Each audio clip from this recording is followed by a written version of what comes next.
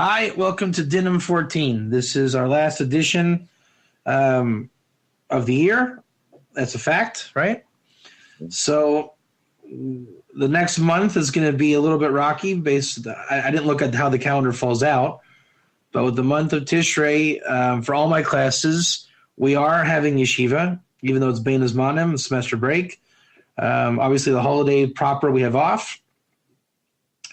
And we'll try to meet as usual and scheduled if it doesn't fall on the actual holiday days itself. Intermediary days of Sukkot, I intend to broadcast from my sukkah. Other than that, that's it. This is a year conclusion. There's no more classes until next year, which is another couple days away. So mazel tov for everyone for having a really awesome year. Just go ahead and throw out some, I guess, what happened. I mean, Jacques, I started the year by you. We went to London and then South Africa, for those that don't know. And then we had an American tour across from Chicago to New York with some stops in between in Montreal and Cleveland. And then we had the Texas conference with James Rogers, right? And a conference in Philadelphia and Baltimore. So it's been a good year, and I'm looking forward to continuing next year. So we'll see where Dinim goes next year. We're going to finish today this whatever you call it, I don't know, it's mini cycle, whatever it is, with Beitzah 16a. I don't know how much there is to this. I mean, this I opened up a massive chunk of information here. So I don't know if this is going to be a partial one-off, if we'll continue it next year. We'll see. It's massive. This is like exploring a new world. So I'll explain it as I go. With that said, James, if you want to go ahead and read with me. Let me see in the English where you would be. Let's see here. Okay. See with that number, little 18, James? Rabbi Yohanan? Yeah. Okay. So go ahead and look for me to start and stop you as I see fit. Go ahead. Rabbi Yohanan said, in the same name of Rabbi Simeon, Yohai. Does everybody know who Rabbi Simeon ben Yohai is? I do not know off the top of my head, no. All right, hold on. Approved member. Yeah. Jacques, Justin, Dale. Does anyone know who Rabbi Simeon ben Yohai is? 1 2 2 1 1 1 1 2 2 2 Jacques. Hello, Jacques. All right, Jacques knows. So James Rogers and Justin Becker. Have you guys ever heard of the Zohar? Absolutely. Who authored the Zohar? Would it be Rabbi Simeon ben Yohai? Yes, it would.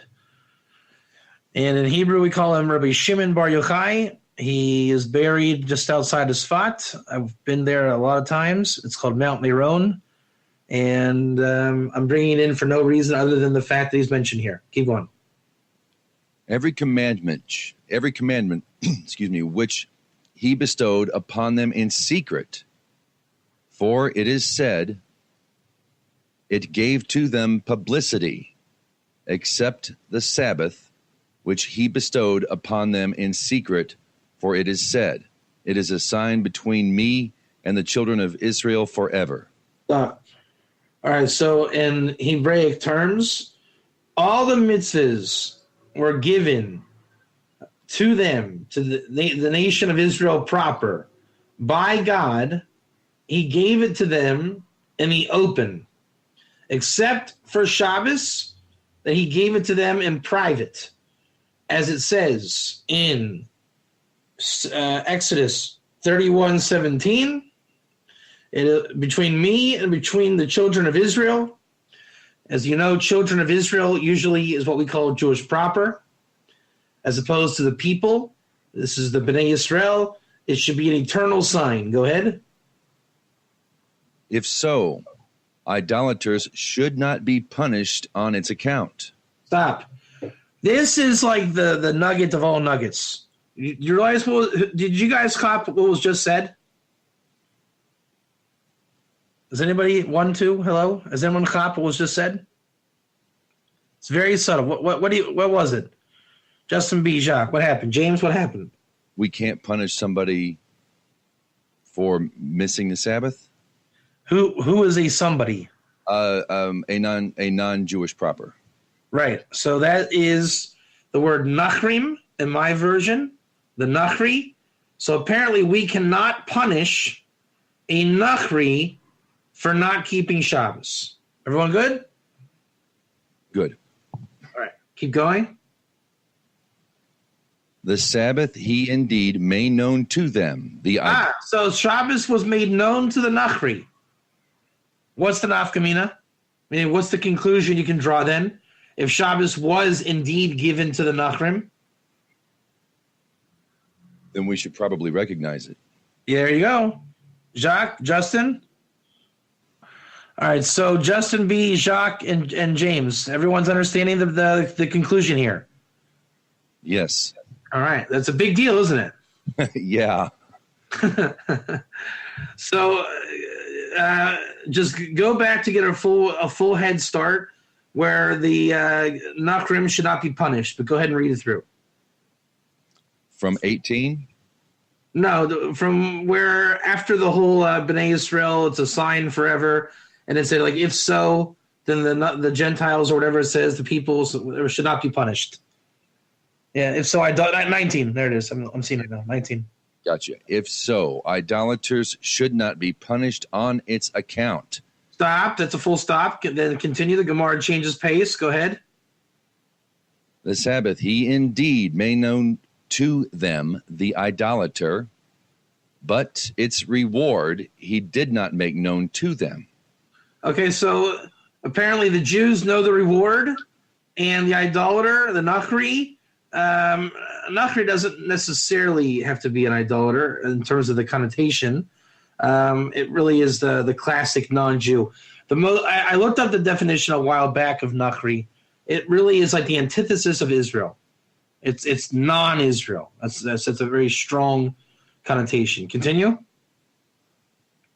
Or you can say its reward too he made known to them, but the enlarged soul he did not make known to them. Okay.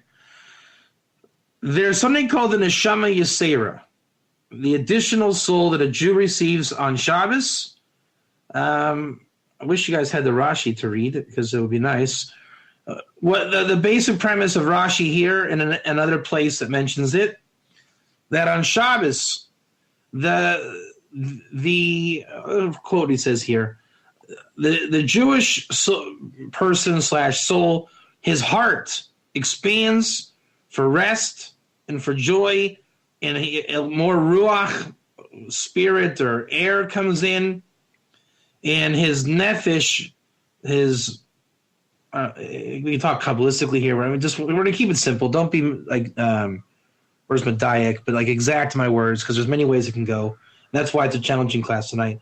But his bodily limits don't block him. They don't make a problem for the process.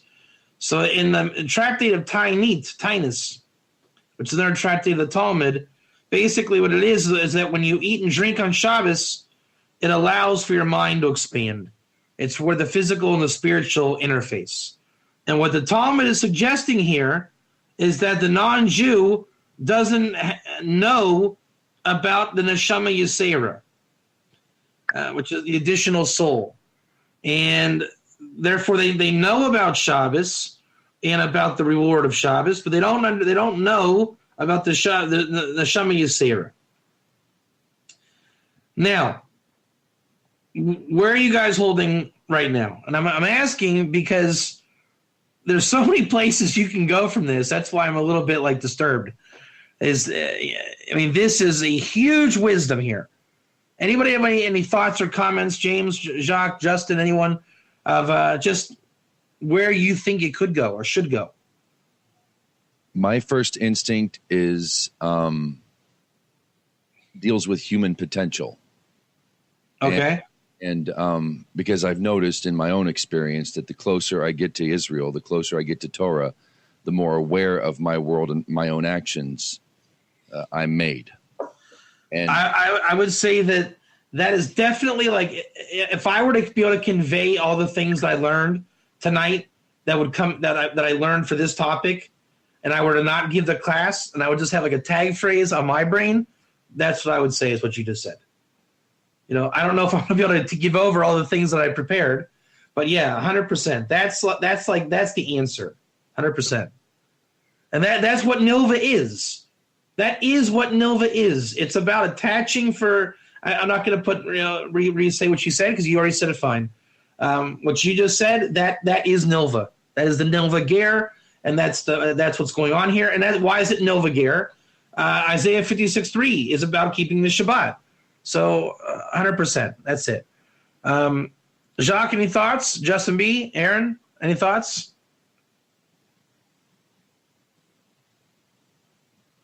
All right. So my problem is there's just so many places to take this. You know how there's the Nile River and the Amazon River, and the Amazon is like a ball of gun. It goes everywhere. We have really found the Amazon River of Ger / Noahide / Dinim. Oh man, this goes everywhere. I hear Justin. So there's so many places I want to take this. It's not even funny. This could be a multi-class class. If you learn what it is, yeah, you got to find out what it is, and you have to go through the proper steps to get there, right? It's like it's ultra. What do you call it? Reality, it's I guess on the inverse. I teach Ger for the last couple of years, right? Do I know what a Ger is? I mean, a Jew is technically a Ger too, but I'm like a Baal Tshuva living in the land of Israel Ger, right? So do I know what Ger is like you do? I suppose I could, and it's probably my goal. But do I gain anything by saying, "Oh yeah, Jacques, I know what you're going through," or James, I understand exactly what you're going through? I can relate pretty close, I think, but I don't know if I can say it definitively. I know it is big Ger. So it's along those lines. It's not the kind of thing that you want to rush into, right? It's the kind of thing that you would want to happen naturally. It's the kind of thing that you'd want to invest many years in, and I mean many. It's not meant to happen tomorrow. It's like when you're a little kid and you ask, will I be a man one day? Well, one day you will, but it did take you 25, 30 years. And it's not a bad thing. Not a bad thing at all. All right, so I don't know the order we're going to go. This is just a vast, vast, vast, vast terrain. And it's all good stuff. So I'll just tell you my experience as I learned this thing out because it's awesome. But number one is, why is this Dinim? So the first question is type 1. Is this about Shabbat? Type 1. Is this about Shabbat? Yeah. All right. So it's Torah. It's mitzvahs. It's something along those lines, right? It's along those lines. A Noahide that keeps Shabbos is chayav misa. We kill him, right? Is that a din? Is that a din you've heard or you've come across in your studies? Whether you agree with party line or not, is that something that you've heard? A Noahide goy, whatever, keep Shabbos is chayav misa? All right. So we can already justify that in the Dinim class, we're looking at a proper din, right? You kill the Noahide who keeps Shabbos, correct? Everybody give me a nice healthy one. All right, so now what are we doing? We, in Dinim class, we want to find out, is that true? Is that what it means? Where is it from? What's the source? Type 1. And when we look at all the material, which, again, I don't think we're going to get through it all this year, obviously tonight, but this will probably be one that we continue when we come back. Because if I'm not mistaken, we're going to have Dinim next week, right? It doesn't infringe on any holiday. So we should be able to have Dinim class next week. When we find the din, are we looking for the Akum Torah? Everyone give me a healthy one. We're looking for the Akum, right? So we want to say that the non-Jew, Akum, idolater, goy, that character, he is killed if he doesn't, if he keeps Shabbos, right? I mean, a big healthy one here. And when we find that din, our goal, even if you want to say we have an agenda, nice healthy agenda, or it is our belief that there's Ger Torah around that law that helps us understand better that law, that din. Is that a true statement? So then if we're going to continue on that way, should we find Ger Torah here? Now, I didn't see any in the text of the Talmud, and I don't think you did either. But if I look hard, would I find Ger Torah, do you think, if this is true? If this theory of mine, if you want to call it a theory, is true? So then what did we find? We found Jews, and how do we know they're Jews? They're called Bnei Yisrael. And we found Nachrim. Nachri, we know, is your Akum, Goy, idolater. It's definitely not Jewish, and it's not on a positive note, like Nova Ger, right? All right. So now the mission is to understand the svara of this Nachri, who apparently he has some kind of thing going on with Shabbat. And how do we derive his laws, i.e., where's the hidden Ger Torah that allows me to understand Nachri Torah? You guys with me?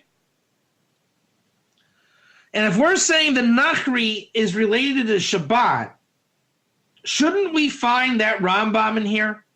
Do you think the Rambam's world of the goy that we kill for keeping Shabbos, should we find that flavor of that Rambam in here? What do you think? Would you be surprised if we came across that Rambam? Would anybody be surprised? So if you're not surprised, then if it sounds like the Nachri keeps Shabbat, doesn't that raise some questions? How in the world does the Nachri keep Shabbat? And it's a Nachri. It's not even like a Ger Toshav. It's a Nachri. So these are the questions. And I think now you can see how I've opened it up. There's so much here, it's blinding. 100% James Rogers, 100%. Let's see here. Now this is where I'm gonna lose you on terms of the whiteboard, because the rest of what we have is not in English. It doesn't exist in English. When I look up, you know what? Let me get this other tractate here. 1 second. This might be a multi-class class. I love a multi-class class. Yeah, I don't think this is going to be on one time. This is, I'm just, like I said, I just got done preparing before class, and there's so much going on. It's mind-blowing. All right. So how many of you have ever heard of Yevamos 48b? Has anybody ever heard of Yevamos 48b? Has anyone not heard of Yevamos 48b? One is in, there we go. Yevamos 48b is one of our main Gemaras. And it's a Ger Toshav Gemara. It's you would type it Yevamot 48b. You don't have to bring it up. So it's a famous Gemara that the 10 Commandments is speaking either about a Ger Toshav or a Ger Tzedek. Whatever a Ger Toshav is and whatever a Ger Tzedek is. I don't know what they are. And if you know the 10 Commandments, you would tell me that the 10 Commandments, where it mentions the Ger in your gate, by the way, that he is to keep Shabbat, type 1. So we already know that there's some kind of relationship with the Ger in your gate And if it's pretty clear from the Talmud. I gotta bring up another Gemara here. Hold on. Where's Croesus? It sounds if I didn't want to get into Lafib Shuto stuff, well, I would say the non-Jew keep Shabbat, right? The Ten Commandments is pretty simple. I think a convert is a Jew, so if there's this Ger in your gate character, I think he should keep Shabbat. Isn't that how we would all think it would go? And it would be game, set, match? So remember, the Talmud Bavli, the Babylonian Talmud, Rashi and our friends, they're all speaking in Lafib Shuto, the rabbinic reality, and the rabbinic code, rabbinic jargon. That's not a bad thing. It just means you have to know what the thing is.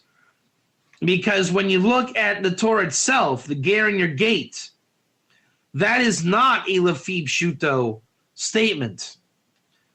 The rabbis have engaged in Lafib Shuto, and they call their style and system Lafib Shuto. One is a legalistic view, one is a biblical view, and both are valid. You are allowed to look at the Torah legalistically. You are allowed to look at the Torah biblically. You cannot derive halacha from the Bible, and you cannot derive Bible from the halacha. Do you need halacha? Yeah. Where you need halacha, you need halacha. Do you need the Bible? Yeah. Where you need the Bible, you need the Bible. What you have is what's called two different aspects of Torah. And guess what? There's a lot of other parts of Torah too. There's something called Midrash, Agadata, Halacha, Kabbalah, Chassidus. There's a lot of aspects of Torah. So when we say, oh, that's just rabbinic, no one said that. What we're saying is don't confuse biblical with rabbinic and rabbinic with biblical. And at the same time, don't confuse Chassidus with Kabbalah. Don't confuse Kabbalah with Halacha. Don't confuse legal Talmud from the Agadata. All right? It's called, there's one Torah.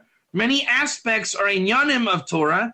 And it is our duty to understand which aspect of Torah is speaking at any location we go to.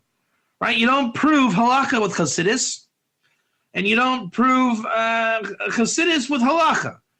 You don't look for the pshat, the simple meaning in Kabbalah. You understand what I'm saying? You have to, if you're going to be involved in Torah and you're going to use elements of Torah, then know the element you're studying. The rabbis speak in Lafib Shuto. In the halachic world comes from Lafib Shuto. So if you're going to be accurate with it, you got to know what you're doing. Therefore, when we look at the Ten Commandments, Ger, with Lafib Shuto, all we know is that Lafib Shuto is called Ger Tzedek or Ger Toshav. Then you have to continue the Lafib Shuto study until you find out what is a Ger Toshav as they meant it there, because there's many kinds of Ger Toshav, and what is Ger Tzedek mentioned there, because there are many kinds of Ger Tzedek. For example, a Ger Tzedek can be a Canaanite slave, it can be a convert, it can be other things as well, but a type of ger who comes from very far away. A ger toshav can be a Canaanite living in the land under the 7 Noahide laws. It can be a Noahide. It can be someone who eats nevela. It can be the ger in your gate. You understand? There's many types and kinds. How would I ever know? One could say it's called learn. The more you learn, the more you know. Right? There's probably lots of kind of screwdrivers and lots of kind of screws, is there not? Well, he who knows how to use a screwdriver knows that one is called a Phillips and one is called a regular. So if I'm on a job with you and I say, give me a screwdriver, what are you going to ask me? Which one? And I say, the screwdriver. And you say, yeah, but Rabbi Katz, there's something called a Phillips and a regular. And I say, you're just confusing me. There's not all kinds of screwdrivers out there. You're just trying to confuse me. No, actually, we're not. If we're going to attempt to open this thing with a screwdriver, there's a different head shape on one and the other, and one type of screwdriver simply will not work if we try to use it. Type 1. For the analogy's sake. Here we go. All right, so we had a little technical difficulty. Let's assume nothing happened in terms of what we're picking up. Ger Toshav, I don't know if you guys heard me. That's where I was. I don't know where you lost me, but I assume it's here. Ger Toshav, that. Hold on. Look at this. This is important. When you guys see in English something like, you know how your art scrolls or whatever have a commentary, so it'll say Ger Toshav is someone who has accepted on himself to not serve idols. You guys ever heard that before? One or two. So let me tell you the biggest secret in Ger code. Ready? Biggest secret in Ger code. Don't think of when you read things like that, that's a definition. Do you see why I'm calling that a definition? Hey, what is a Ger Toshav? Oh, it's someone who accepted to not serve idols. Type 1. Wrong. Wrong, Amundo. Wrong. Think of it as Ger Toshav, followed by the Iker. Oh, you mean the type of Ger Toshav that accepted to not serve idols? 1 or 2. And if it's a 2, you better type 2. Do you understand what I'm saying? Ger Toshav, Iker, meaning, oh, the type of Ger Toshav that accepts not to serve idols? 1 or 2. Everyone? What would another type of Ger Toshav be? If not one that accepts to not serve idols. What is another type of Ger Toshav? Go ahead and say it or type it. One who accepts upon himself the 7 laws. Very good. Give me another one. One who eats the vela. Okay. So every time you see, oh, one who doesn't serve idols. Oh, one who keeps the 7 laws. Oh, one who eats the vela. Are those just kind of like redundant definitions?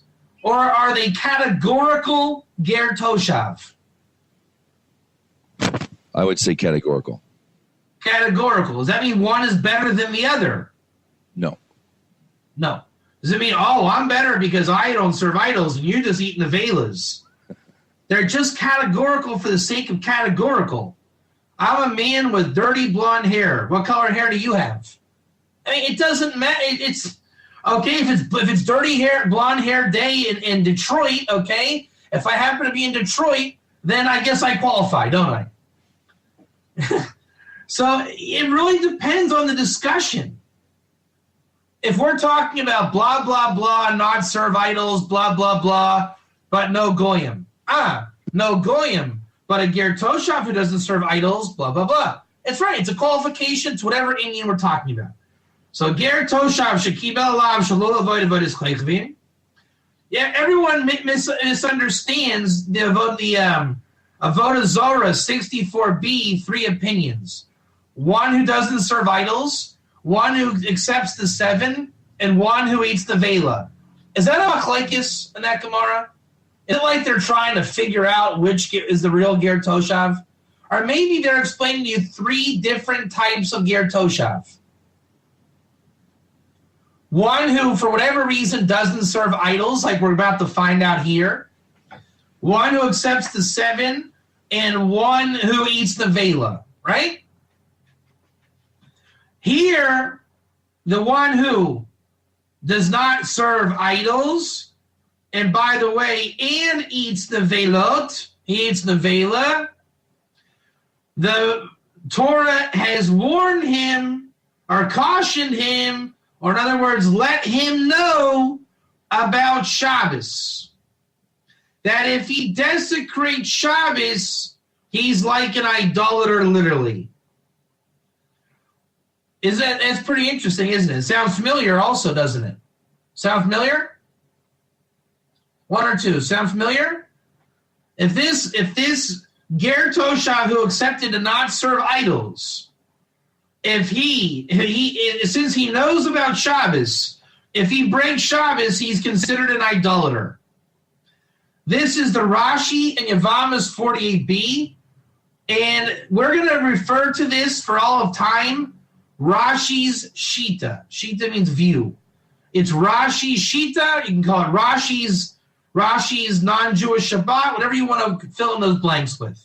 Okay? Everyone give me a 1 or 2? 1 or 2? Hello. Hey. All right. And, of course, the Tosfos commentary will bring it up. This Ger Toshav, Rashi says that he accepts to not serve idols and the whole Shabbos like a goy thing. V'kasha, it's a problem. The im kain nafishi lahu mesheva mitzvahs. If he is back. What do you call that? Echo. If he is Ger Toshav ing, like a 7 law follower Ger Toshav, then, and his soul is satisfied with that, as it says, and he quotes Avodah Zarah 64b, Mashma de B'Sheva Mitzvah Shekilu B'nei Noach. There's the James Rogers Ger Toshav. James Rogers, give me a 1. That was your Ger Toshav that you brought up. Ikari Ger Toshav, we call him Ger Toshav. And furthermore, Arba Mises in Sanhedrin, our famous Sanhedrin 58b, that says a goy who keeps Shabbos is what? Chayav Misa, even in the weekdays. So, is that a surprise that they brought the Chayav Misa thing here? Is that a surprise? 1 or 2? So how does Tosfos handle this?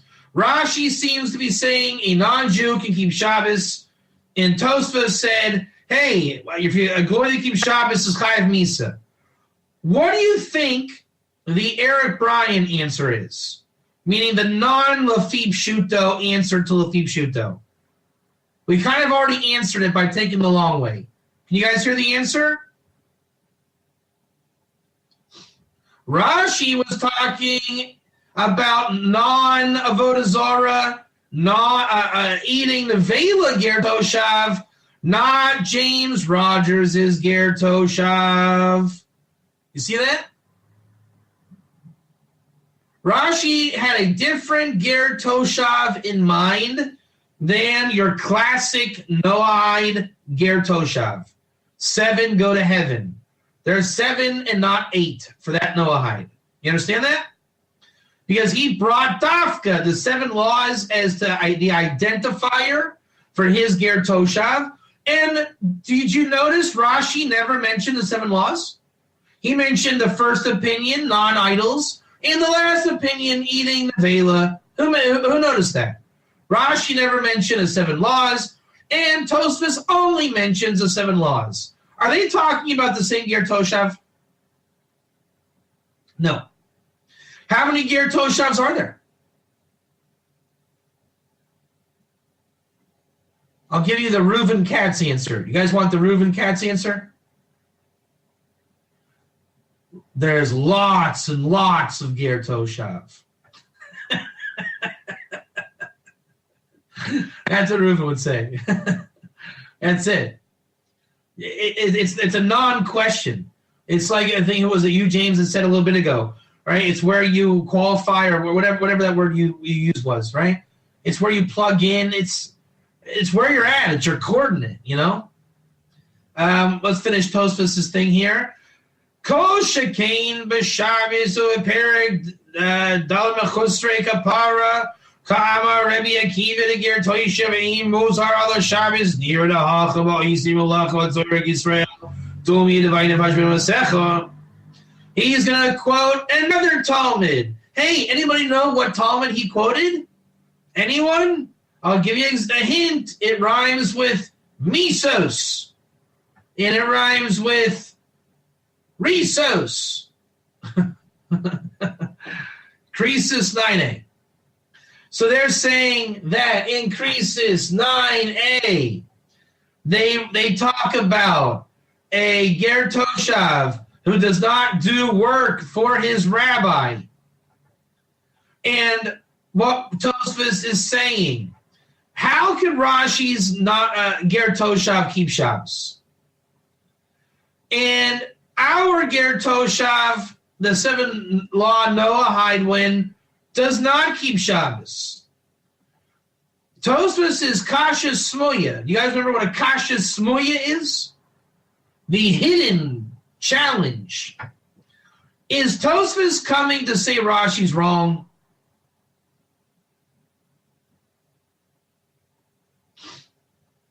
No. So maybe Tosfos understands that Rashi was a Gon in Torah. What do you think about that? Isn't Tosfos then trying to say, how can Rashi be right? But like literally, we want Rashi to be right. Do we want Rashi to be right? Don't we assume Rashi kind of knew the Indian? And isn't Tosfos talking about a different Ger Toshav than Rashi? But isn't it a good Havamina for Tosfos to say, hey, maybe my Ger Toshav keeps Shabbos as well.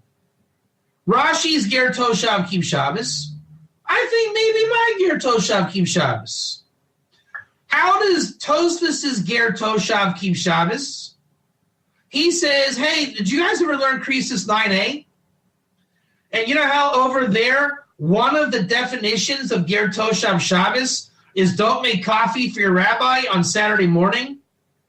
That is what my 7 go to heaven Noahide, that's how he keeps Shabbos. He doesn't make his rabbi coffee. So does Tosfos' Ger Toshav keep Shabbos? Type 1. Type 1. It's a Krisis 9a, one opinion there. There's 2 opinions there, at least. But one of them is our Ger Toshav, who's a Noahide. He's distinguished as a Noahide, not as eating the Vela or rejecting idolatry. I.e., he's not necessarily the Ger in your gate, is he? Because you're not giving him the Vela, and he's literally not the Ger in your gate. He's a 7 law Noahide. He might be a worker, an Evid. Could be just a 7 law, and the guy doesn't want to do more. Is this not a beautiful tapestry of Ger Toshav already? I mean, look at that. All we did was start off with the Havamina of Shabbos, go into Rashi's Shita, look at Tosfos, not look for an argument, expand our mind with Ger Toshav, and look where we're at. What do you think? What do you think? I think it's pretty amazing. And so now we got to go look at Krisis 9a. We got to look at Krisis 9a. Hold on. Okay, Krisis 9a. What is that? That is Yavamas. All right, now Krisis 9a. You know what's really getting me going here today? I told you starting class was a challenge. There's a billion ways I told you could go, right? And my only issue was, were we going to get a bona fide Chiddush? And I couldn't see it. It was such a big playing field, I couldn't see the bona fide Chiddush. I think we just got the bona fide Chiddush. What do you guys think about that?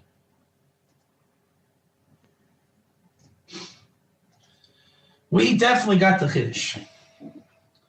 So now, when we are in Krisis 9a, right? I saw the microphone again. Okay. I don't know if any of you have ever actually read through Krisis 9a, but let's read it for the sake of discussion, because we like to take the long route. Ger Toshav is allowed to make malacha. You guys know malacha, the creative work, like making a fire, writing, on Shabbos for himself, like a Jew on Chol Moed, intermediary days of Sukkot. Rabbi Akiva says like a Jew on a holiday time. Rabbi Yossi says Ger Toshav makes on Shabbos for himself like a Jew on the weekday. Rabbi Shimon said one Ger Toshav and one of the Chochavim. one idolater, an Evid, Toshav. Oh, they're all those people. They make malacha on Shabbos for themselves like a Jew Noahide. Now, we're not going to focus on that. First of all, it's self-explanatory by now. But we want to focus on, let's first look at our friend Rashi. You guys want to see what Rashi says about Ger Toshav increases 9a? Anyone? Hello? 1, 2, 2, 2, 2, 2, 1, 1, 1. Now, remember, Rashi's going to give you an ikr, correct? Rashi's going to give you an ikr or a definition. An ikr, not a definition. Ger Toshav. Now, Jacques, what do you think is going to come next when Rashi says Ger Toshav? What do you think he's going to say? He's going to give you the ikr, correct? Let's go. 1, 1, 2, 2, 2, 1, 1, 1, 1, 1. All right, what do you think the ikr is? Shakibel alav shalola avod avodas kolchavim. Look at that. Everybody, Rashi's Ger Toshav increases 9a. Look what it is. Is it a bad, like, 7 go to heaven Noahide and Evid? Or is it a good, is it the, where are we at? The Ger Toshav, the non-idolater, who is going to keep Shabbos? Which one? Right? It's our good one, correct? Ger negate. It's in Rashi, but so it's hard to give over in English in terms of putting on the board. But here I'm saying it's your ger and your gate. It's your positive. It's a positive ger, correct?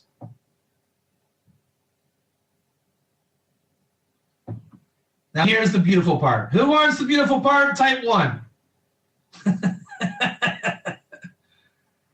Kagon Namen.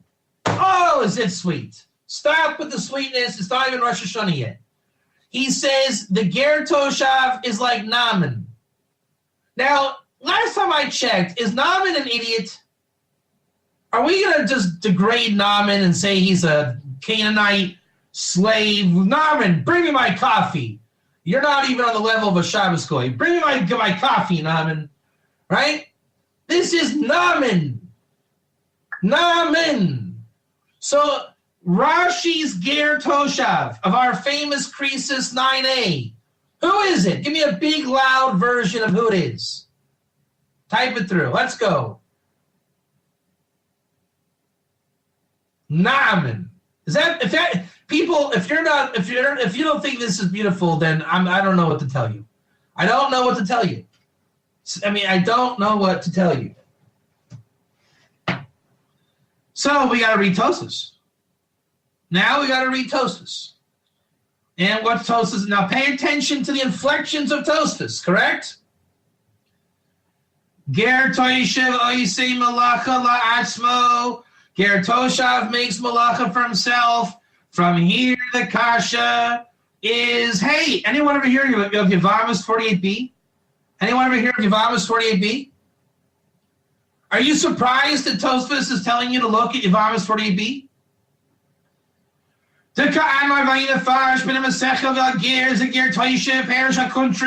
Rashi says,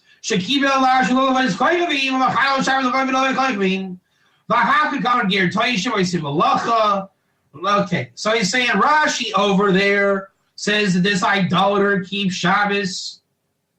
If you want to call it that, or he keeps Shabbat not like an idolater. And here we say that a Ger Toshav makes malacha. Yesh lomar dahahi mayre le'inyin shelo la'asos malacha ibor rabo avala atzmo shari. Psak mekam psak Rebbe Yehuda shemuter laniach la'oivid koichavim la'asos melachto b'Shabbat b'Beis Yisrael ibor atzmo. 1 second. There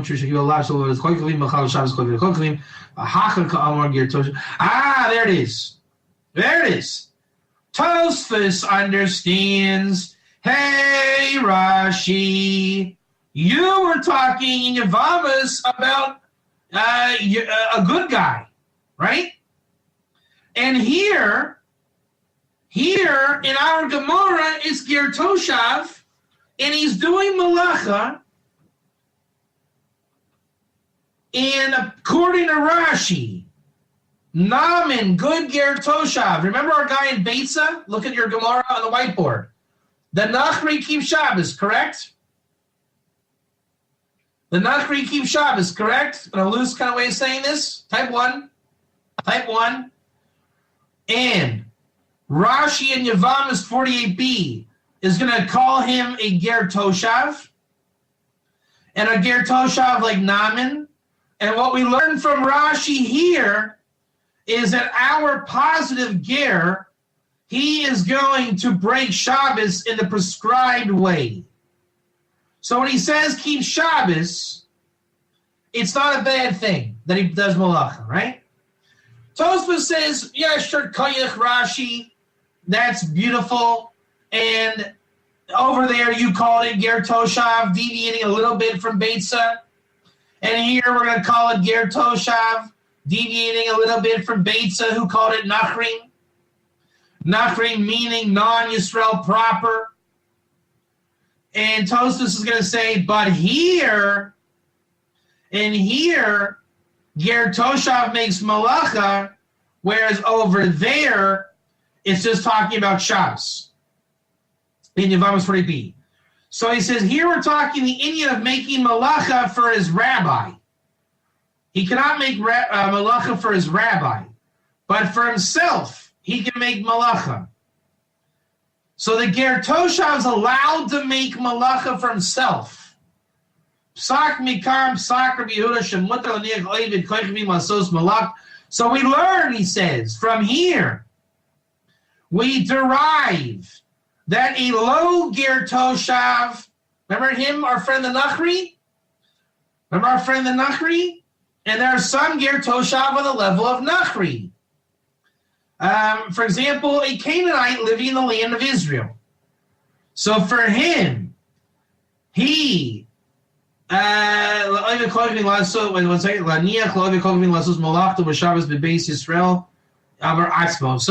he can make malacha for himself, but not for his rabbi. The rabbis argue, no. Canaanite slave, no.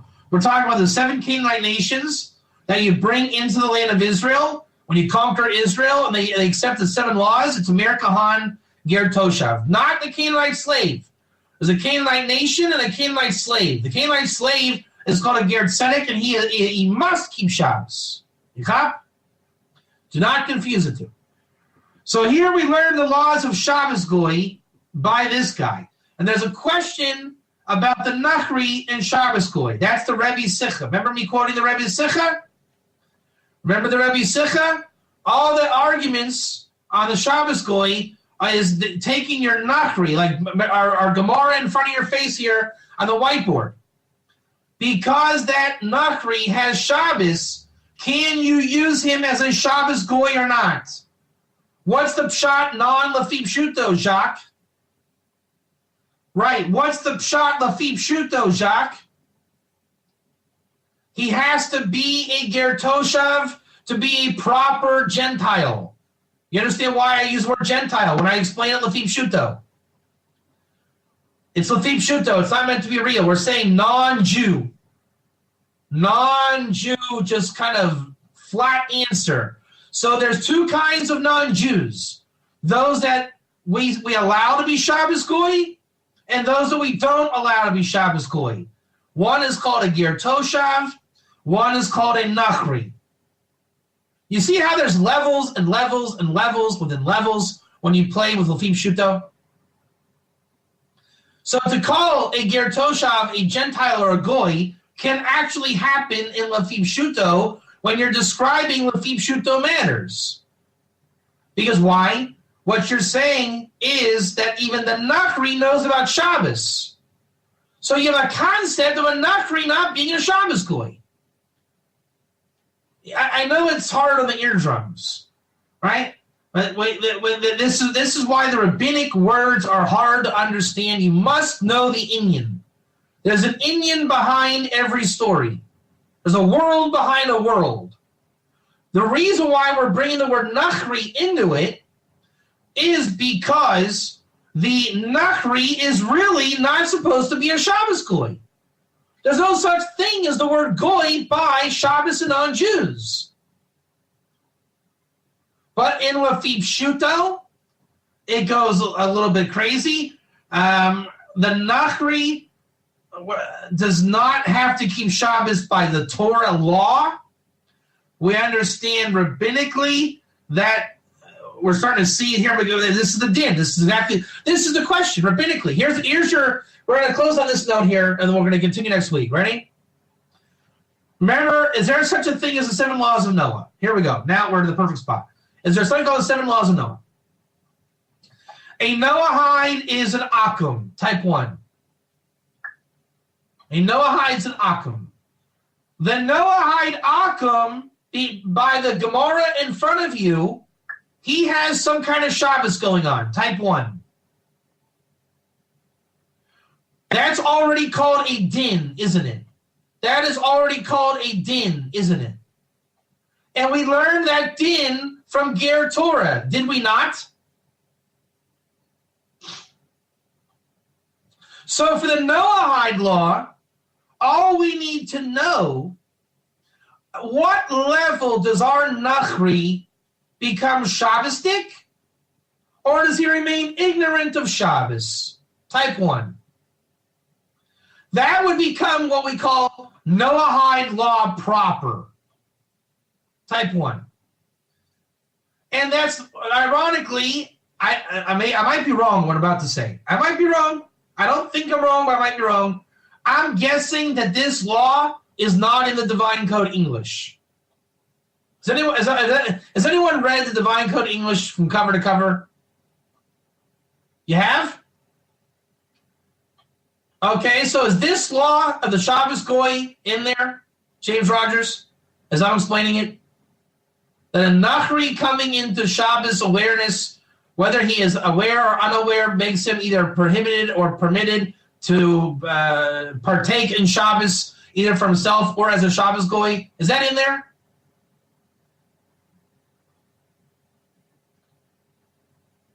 To this extent, does it touch on this? So already I think we have a big problem with our divine revelation, New Testament divine code. Because this law is extremely important. Extremely important. The big deal is, if James Rogers comes to my house, and I'm a divine code advocate, and I say, hey, James, cook me an egg for breakfast. Look what just happened. Hey, James, turn my light switch on. Do you realize the Avera that I just did? You guys cop this? It is not pretty. Not pretty. In more ways than you can count. So the Lafib Shuto wants to know, yeah, exactly. But that's on your side. Look how I'm abusing you. If you are forbidden for me to break Shabbos for me, and I use you to break Shabbos for me, look what I've done. The guilt on your soul and mine. Look what's going on here. Yeah, that on every level. Your Neshama Yisera, mine. You're right. That is and by the way, James Rogers, you should know, on the Kabbalistic side of things, why does the Ger keep Shabbos in his own way? Dafka because his nefesh requires the Neshama Yisera. Now that he's getting in touch with his soul, he needs that replenishment. You are killing him if you employ him on Shabbos. Do you guys see the gravity of this subject? It is immense. This could be in the pole position, numero uno of all Ger implications. So we're going to close on this note. Please make a note of where I left off, okay? in Krisis 9a Tosfos, because we're going to continue this next week. This could actually be a series. I can see it happening, right? So we're on a Lafib Shuto note. How do I know if this Kol a Goy or a Nachri is forbidden to me, the Jew, to use as a Shabbos Goy? The rabbis have used what's called a Ger Toshav. When a Goy or a Nachri becomes Ger Toshav, which is fundamentally different than Nachri, he is forbidden to break Shabbos for me. You understand how Lafib Shuto, the rabbis, use Ger Toshav now? So in a perverted way, the Nachri that knows about Shabbos is called a Ger Toshav. Do you see why I word it that way? Because the Gemara used the word Nachri, and we're going to say it's a Nachri Ger Toshav, as if to say not Jewish, to make a distinction. Because in the laws of Shabbos, there is a distinction. There is a Jewish Shabbat and a Ger Shabbat. One does Malacha, one doesn't. So do you see how, even though one is a Ger Toshav, he is halachically not a Goy. But Lafib Shuto, he's a Ger Toshav Nachri. And you realize that it's Lafib Shuto. This is not biblical. It's not statuses or categories. It's jargon to understand the framework of the rabbinics in Lafib Shuto, so that really we have Dinim for a Noahide. You understand that? It's words that the Noahide Akum has his Dinim. Because if you are a Ger Toshav Nachri, that's just jargon for you in what really is Din Yisrael. You're a fourth house Ger. You see the distinction? How it's not? It looks like a contradiction, right? On one hand, biblically, you're fourth house Israel Ger.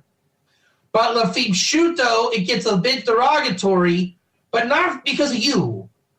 Because what you are being contrasted with is the Akum Noahide. For example, an Israelite would be called a stranger or a czar compared to me, the Cohen. You caught this? So no one said rabbinics makes you feel good. But the jargon is necessary to draw distinctions, which I find ironic that the naysayers say that we blur the lines of Jew and Gentile. No, actually, Ger strengthens them, but a billion times over in different ways. It's called mochen. It's called mentality, intellect, boldly. It's right. Anyways, James or Jacques or whoever, Justin, if you can please make a list for me so that I don't lose track. Okay, just cover what, like bullet points, what we did today. Beitzah, Rashi, Yavamas, Krisis. And next week we have to do Rav Littner, Rambam Ger Tzedek, Tosfos Ger Tzedek, and Isaiah Ger Tzedek, and the Marsha and the Maram Shif. All right, this is all in the recording. You can extract that from the recording. Man, I'm telling you, do you guys see how big this is? This is really awesome. You can see I got my voice back in this class after the technical problems. But this is really, really, really incredibly beyond awesome. I really think all the dinim come through here. And we saw that with the meat. We've seen it with blasphemy. Now we're seeing it with Shabbos. And the flip side of Shabbos is Talmud Torah. This is Rambam 10.9 and 10.10, but like the real Iker and innards of it. Stay tuned. The next class is going to be very, very good. So this will be nice to get us through the holidays for at least a couple more Dinim classes to go. All right? So chew on that. You have plenty to meditate on for the new year. And, yeah. So, I don't know. What we came up with today is, I don't know. How would you guys describe what we did today? How would just give me some words of closure here. How would you, what happened today? We learned Noahide law, right? We understand that the Nachri is supposed to get Shabbos awareness, which means he's going to lose his Shabbos goy. He's not meant to remain a Shabbos goy. We learned a din for Noahide. We learned it from Ger. We got Ger. Human potential. I don't know. We covered a lot. Non-Jews have the Shabbat. It's different than Jewish Shabbat. They have Neshama. They come into their Neshama Yisera. I mean, but you have to realize there's so much more. It is going to blow your minds. So I guess the bottom line is there's non-Jews and Jews. In the non-Jews, there's Shabbos non-Jews and Shabbos goy non-Jews. The Shabbos goy non-Jew is meant to become a Shabbos non-Jew. And it's very clear we are to give them Shabbat. Is it a Jewish Shabbat? No, it doesn't need to be. It's a Shabbat for them. They need to learn that they are a potential Shabbos goy only because they're being exploited for not knowing what Shabbos is. And you can partially blame them, right? The search is on every individual. God made it known by now. Everyone's heard of Sabbath. Every Christian, Muslim, Jew has heard of Sabbath, right? You have to ask yourself if you're in a church, why is it on Sunday if it's really Saturday? The New Testament or the Old Testament's available. Everyone can know it. It's our job to spread the consciousness, get people moving, and really make everyone Ger Toshav, which means no more Shabbos goy. Come into Neshama Yisera. Once you lose Shabbos goy, that's the Tosfos Ger Toshav, which is kind of like that Nachri still. And the goal is to get to Rashi's Ger Toshav, which is not called a Ger Toshav anymore. It's called Be Like Naaman.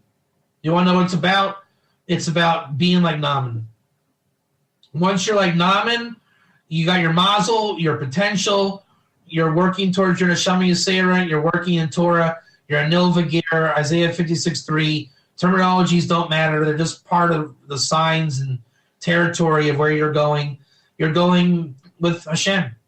You're attaching to God. You're attaching to Israel, attaching to Torah, attaching to holiness, growing. And from that goes to the world to come, because we're at the end of days at that point. When people start getting on that trail, that's the end. That's where we want to be. The world to come comes to this reality. The world is just congregants of servants of God. I mean, what else is there? So there you go. How's that to chew on for Rosh Hashanah, huh? I mean, I feel guilty explaining it in rabbinic terms because it's not a rabbinic thing in terms of rabbinic terms. It's a biblical thing. It's called the Ger in your gate. It's called going to the temple and hearing the Torah being read. Right? If just quote the prophets, it's called being nilva to Hashem. If we, the rabbis explain it in the rabbinic terms, l'fi pshuto. And again, the reason why those terms are not meant for the ger so much, even though they apply, is because really this is a 7 Laws of Noah Dinim class, and we learn that the Nachri, who is trying to take on the 7 laws, we want him to not be a Shabbos goy, and that means we have to educate him about Shabbos. And that is incumbent on mankind. Rabbinic gives order down to the world. Exactly. It really does. It does. And even though we might feel slighted by the rabbinic terms, wherever we're at, remember, l'fi pshuto is trying to reach the lowest common denominator. There are people out there, Jews and non-Jews, have the status of a nachri. They don't know what Shabbos is. They are either treated or used as Shabbos goy because they don't know what Shabbos is. And as we saw, close on this, God made Shabbos known to everybody. It is our job, those that know more about Shabbos, to educate about Shabbos and get people out of Nachri world and into Naaman's world and into God's world. Yes, your